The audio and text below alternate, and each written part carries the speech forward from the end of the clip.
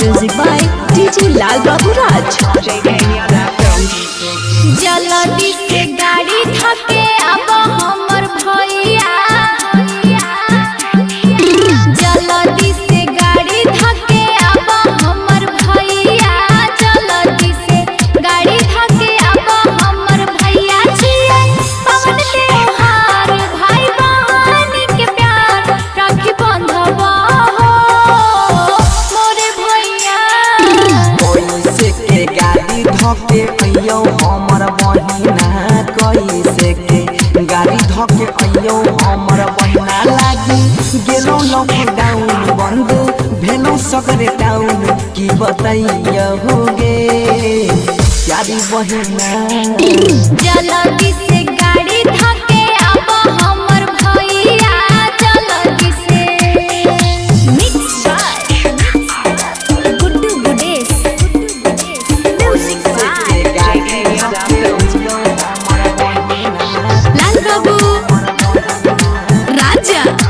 जल्दी से गाड़ी धके अब हमर भैया, जल्दी से छोटा ही में भैया छोरी के गेला हो कमबल परदेस हो, जब तक नई भत मनवा में रहतई लागल हमर कलेस हो।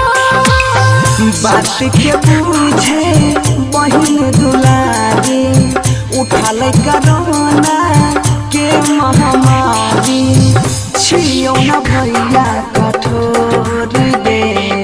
जल्दी से गाड़ी धके अब हमर भैया, जल्दी से गाड़ी धके अब हमर भैया छिए पवन त्योहार भाई बहन के प्यार राखी बंधवा हो मोर भैया। कैसे के गाड़ी धके अइयो हमर बहिना, कैसे के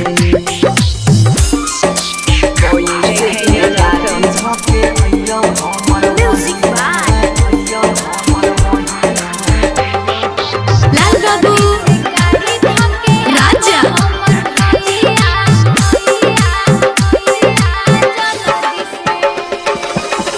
जाए के बेरिया में वादा तू कैला हो, हर साल ओई बागे, दुख सुख में तो हर साथ ने छोड़बा बन के खेबैया लागे।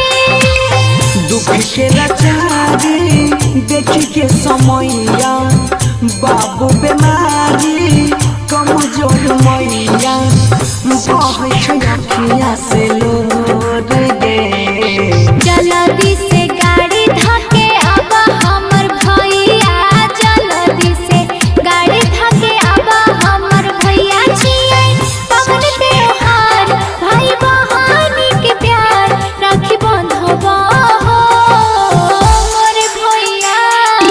कैसे के गाड़ी धके अइयो हमर बहिना, कैसे के जय मां कत्यानी रिकॉर्डिंग स्टूडियो मानसी एक कन्या। JK Yadav Films.